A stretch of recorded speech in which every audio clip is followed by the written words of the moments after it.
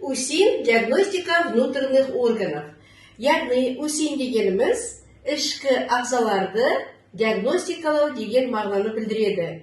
УСИН пентаграммасын оқыған кезде біз нені білеміз? Яғни біз 5 шарды білеміз. Әр шар арқылы біз өз ағзамызды тазартып, жақсы нәтижеге ие болып жатырмыз. Яғни бізде меридиан бойынша әр өзінің нүктесі бар, және сол нүктелердің атауы да бар. Яғни күнде таңертең меридиан мен арналарды ашуымыз үшін біз жаттығу жасамас бұрын бірінші жылынып алуымыз керек. Яғни ол үшін не істейміз?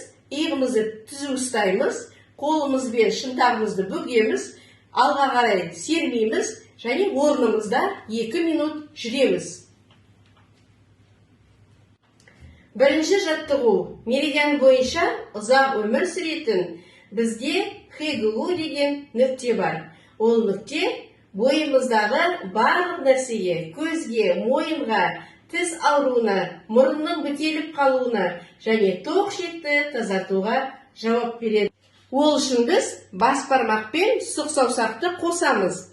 Ең биік жерді қолмен бүйтіп басқан кезде сол жерде ХГУ нүктесі бар. Сол нүктені басқан кезде сіз қатты ауырсынуды сезесіз. Енді сол нүктені қатты басып, жіберу арқылы біз солға және оңға бұрыламызда өкшемізді көтеру, түсіру арқылы сол қолдан бастап осы жаттығуды жасаймыз. Яғни әр қолға музыка біткенше 8 реттен ішімізден санап тұрамыз. Екінші жаттығу. Бұл нүкте ұзақ өмір сүрудің екінші нүктесі. Яғни жүректің жұмысын жақсартады, перикард меридиандарын ашады, және бұл нүкте Нейхуань нүктесі деп аталады.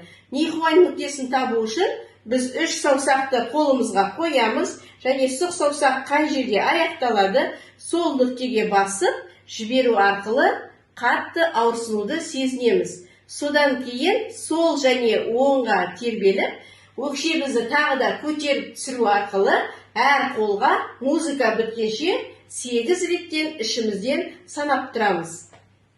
Үшінші жаттығу. Ортаңғы меридианды ашатын танжу нүктесі. Ол нүкте кеуде қуысының ортасында орналасқан. Және ол өкпенің, бүйректің, бауырдың, көк бауырдың жұмысын жақсартады. Ол үшін біз еңкейіп қолымызды кеудеміздің алдындағы танжу нүктесіне соғамыз. Ха деген дыбыс шығару арқылы музыка біткенше 36 рет ішімізден санап орындаймыз. Төртінші жаттығу. Алты қолға арналған меридиандарды тазартып, иммунитетті көтеретін тазарту нүктесі. Ол үшін біз қолымызда алма ұстап тұрғандай елестетіп, солға және оңға бұрылып, кеудемізге қатты соғамыз. Бұл жаттығу 36 рет орындалады. Бесінші жаттығу. Жүректің, өт қабының және ащы ішектің меридианын тазартатын дажуй нүктесі. Бұл нүкте мойын жағы аймағында орналасқан. Біз қолымызды бір-біріне біріктіреміз де, алдымызға басымызды еңкейтіп, қолымызды артқа лақтырып, нүктеге күшпен бүйтіп әсер етіп соғамыз. Бұл жаттығу 36 рет орындалады. Алтыншы жаттығу.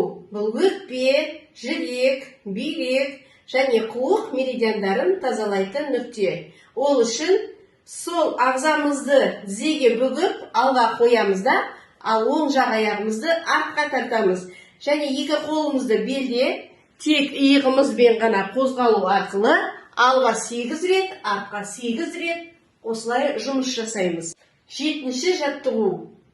Төменгі арқадағы ауырсыну мен нашар ас қорыту, етектік циклының бұзылуы, простатит, бел, арқа ауруларына қарсы әсер ететін чэнсуе нүктесі. Ол нүкте іштің